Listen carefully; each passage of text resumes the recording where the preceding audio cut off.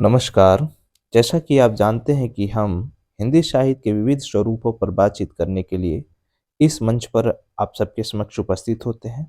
दोस्तों, जैसा कि आप जान रहे हैं कि हम हिंदी साहित्य के प्रमुख रचनाकारों को लेकर आप सबके समक्ष उपस्थित होते हैं। आज हम जिस रचनाकार पर बातचीत करने के लिए आप सबके समक्ष उपस्थित हैं, वह रचनाकार हैं स्वयंभू। जी, आज स्वयंभू पर बात करेंगे और जानेंगे कि स्वयंभू ने किन-किन रचनाओं को रचा है तथा यह भी देखेंगे कि इनसे संबंधित कितने महत्वपूर्ण बिंदु देखने को मिलते हैं। स्वयंभू का जो समय है, वह 8वीं सदी बताया जाता है, यानी 783 ईस्वी, और इनका जो जन्म स्थान है, वो कर्नाटक निर्धारित किया गया है। राम कुमार वर्मा ने इन्हें हिंदी का प्रथम कवि माना है। ध्यान रखिएगा, सरहप्पा को प्रथम कवि मानने वाले कौन हैं? तो राहुल शाकृत्यायन। जबकि स्वयंभू को प्रथम कवि किसने माना है? तो राम कुमार वर्मा ने। स्वयंभू अपनी भाषा को देसी भाषा कहते हैं। किसने देशी भाषा कहा है? तो स्वयंभू ने। स्वयंभू ने अपनी भाषा को देशी भाषा कहा है। जैन परंपरा के प्रथम कवि के रूप में इन्हें माना जाता है, यानी जो स्वयंभू हैं उन्हें जैन परंपरा के प्रथम कवि के रूप में मान्यता प्राप्त है। स्वयंभू अपभ्रंश साहित्य के प्रथम महाकवि माने जाते हैं। ये अत्यंत महत्वपूर्ण प्रश्न है कि जो स्वयंभू हैं वो अपभ्रंश साहित्य के प्रथम महाकवि माने जाते हैं। इनकी कुछ रचनाएं जो महत्वपूर्ण है, परीक्षा की दृष्टि से भी महत्वपूर्ण है, उसको देख लेते हैं और एक एक करके हम बातचीत करते हैं। पहली रचना है पौंचर्यू। पौंचर्यू, इसके संबंध में कुछ बिंदु हैं। इसे पदचरित भी कहा जाता है। पौंचर्यू को पदचरित भी कहा जाता है। इसकी भाषा अपभ्रंश है। पौंचर्यू में राम का चरित्र विस्तार से वर्णित हुआ है, जिसमें राम को अंत में मुनिंद्र से उपदेश के बाद जैन आदर्शों के अनुकूल निर्वाण प्राप्त करते हुए दिखाया गया है। यानी जो राम है वो अंत में, जो कथा के अंत में मुनिंद्र जो एक जैनाचार्य है मुनिंद्र, उनसे उपदेश ग्रहण करते हुए दिखाया गया है, और कैसे वो निर्वाण प्राप्त करते हैं इसको भी बताया गया है। इसी आधार पर इसे अपभ्रंश का रामायण भी कहा जाता है। ध्यान रखिएगा, ये महत्वपूर्ण बिंदु है कि राम का जिक्र है और राम की कथा का वर्णन इसमें किया गया है। इसी के आधार पर इसे अपभ्रंश का रामायण भी कहा जाता है। यह ग्रंथ 5 कांड तथा 83 संधियों वाला विशाल महाकाव्य है। यानी इसमें 5 कांड है और 83 संधियां इसमें, यानी सर्गों का वर्णन इसमें मिलता है, जिसे अपभ्रंश का आदि काव्य भी माना जाता है। सबसे पहला काव्य अगर माना जाता है अपभ्रंश का, तो स्वयंभू के इसी पौंचर्यू को माना जाता है, जिसके आधार पर ये मान्यता भी है कि अपभ्रंश में पहली जो रचना है वो पौंचर्यू है। और ये किस पे आधारित है? तो ये राम के जीवन पे आधारित है। इसमें कुल 1200 श्लोक निर्धारित हैं। कुल 1200 श्लोकों का इसमें वर्णन है, जिसकी जो पंक्ति है वो, इसकी बनावट जो है 8-8 पंक्तियों पर के बाद दोहा रूप में वर्णित है। यानी 8-8 पंक्तियों पर दोहा के रूप में इसमें सजाया गया है, यानी 8-8 पंक्तियों के बाद दोहा रखा गया है। तो ये ध्यान रखिएगा। यह अपभ्रंश में रचित प्रथम कड़वक रचना है। कड़वक रचना यानी जिसमें दोहा और चौपाई का मिश्रण हो। जैसे आप रामचरितमानस में देखेंगे कि 7 चौपाई के बाद एक दोहा रखा जाता है, तो इसी तरीके से अपभ्रंश में भी दोहा और चौपाई का सम्मिश्रण दिखाई पड़ता है। इसी को कड़वक शैली बोलते हैं। तो कड़वक शैली का यहाँ पर प्रयोग दिखाई पड़ता है। तो ये ध्यान रखिएगा कि यहाँ पर प्रथम कड़वक रचना है, यानी प्रथम कड़वक शैली में लिखी गई यह रचना है। अगला बिंदु है कि इस ग्रंथ के आधार पर इन्हें अपभ्रंश का वाल्मीकि भी कहा जाता है, क्योंकि वाल्मीकि जी ने ही रामचरितमानस यानी रामायण की रचना की थी। इसीलिए चूंकि अपभ्रंश में ये रचना हुई है और इसमें कहीं ना कहीं राम के जीवन को केंद्र बिंदु बनाया गया है, इसीलिए इस ग्रंथ को अपभ्रंश का वाल्मीकि, यानी इस ग्रंथ को वाल्मीकि के रामायण से जोड़ा जाता है और ये माना जाता है कि ये अपभ्रंश के वाल्मीकि हैं। कौन? स्वयंभू। यह ग्रंथ अधूरा ग्रंथ है, जिसको बाद में इनके चौथे नंबर के जो पुत्र हैं त्रिभुवन, उन्होंने इसे पूरा किया था। यह ध्यान रखिएगा कि यह ग्रंथ पूरा नहीं कर पाए थे। तो इनके जो चौथे पुत्र हैं, जिनका नाम त्रिभुवन है, उन्होंने इस ग्रंथ को पूरा किया था। त्रिभुवन ने एक रचना भी कहीं न कहीं अपनी रची है और उस रचना का नाम है बुद्धि प्रकाश। इसका सृजन उन्होंने किया है। तो एक रचना स्वयंभू की हो चुकी है, वो पौंचर्यू, उसी के विषय में ये कुछ कथन थे।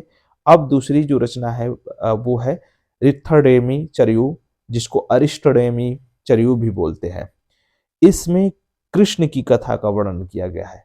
कृष्ण की कथा कहीं न कहीं महाभारत से जुड़ी हुई कथा का भी इसमें वर्णन मिलता है, तो इसी के आधार पर इन्हें वेदव्यास भी कहा जाता है। तो आगे हम अभी देखेंगे। इसमें कृष्ण की कथा का वर्णन है, ये ध्यान रखिएगा। तीसरी जो रचना इनकी मिलती है वो स्वयंभू छंद है। अब कुछ महत्वपूर्ण बिंदु। स्वयंभू जैन परंपरा के पहले कवि हैं। ये ध्यान रखिएगा, जो स्वयंभू हैं वो जैन परंपरा के पहले कवि हैं। अपभ्रंश के भी पहले कवि हैं और जैन परंपरा के भी पहले कवि हैं। स्वयंभू ने अपनी रचना में अपने पूर्ववर्ती कवियों और उनकी रचनाओं का उल्लेख किया है। जो स्वयंभू हैं उन्होंने अपनी रचनाओं में अपने पूर्ववर्ती जो कवि हैं उनका भी उल्लेख किया है और उनकी रचनाओं का भी उल्लेख किया है।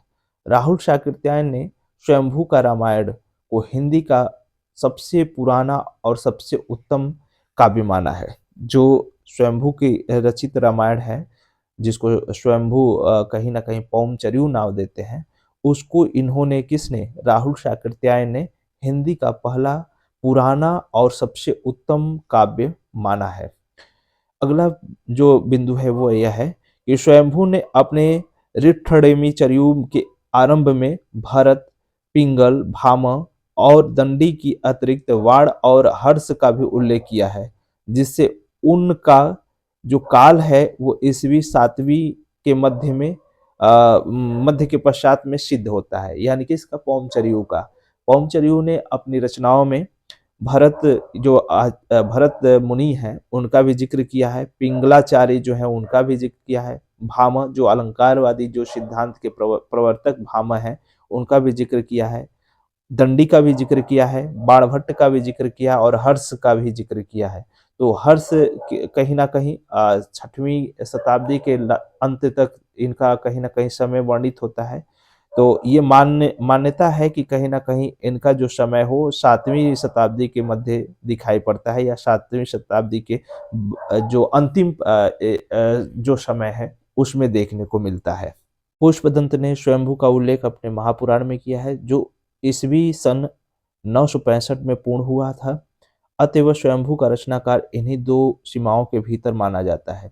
तो इनके जो जन्म जो समय है उसको लेकर विद्वानों में विवाद है। उसी के आधार पर ये अनुमान लगाते हैं कि पुष्पदंत जो इनके बाद आते हैं, उन्होंने भी अपने महापुराण ग्रंथ में कहीं न कहीं स्वयंभू का ज़िक्र किया है और उनके रचना काल को लेकर चूँकि बात की है, उनके समय को लेकर बात की है और उनका ज़िक्र किया है।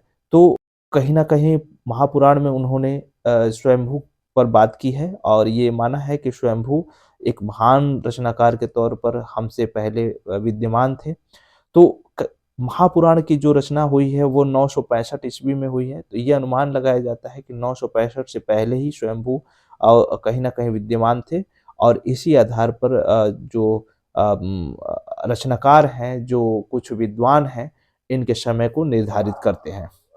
पौमचर्य और इट्ठडेमचर्यु, जिसको अरिष्ट नेमिचरित या हरिवंश पुराण भी कहा जाता है, इसमें काव्यात्मा पर विचार किया गया है और वहीं स्वयंभू छांदस में प्रकृत अपभ्रंश छंद शास्त्री विषयक ग्रंथ है। कहने का तात्पर्य है कि जो पयमचर्यु है और इट्ठडेमचर्यु है, इस पर काव्य की आत्मा क्या होती है, काव्य की आत्मा किसे कहेंगे, इस पर विचार किया गया है।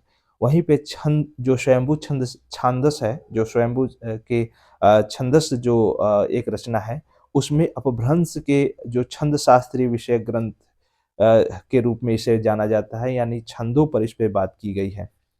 तुलसीकृत रामचरितमानस पर भी पौमचर्यू का प्रभाव स्पष्टतः दिखाई पड़ता है। जो तुलसी के रामचरितमानस है, उस पर भी पौमचर्यू का यानी राम के जो वर्णन किए गए हैं, राम का जो यहाँ पर वर्णन दिखाई पड़ता है, उसका प्रभाव कहीं न कहीं रामचरितमानस पे भी देखने को मिलता है।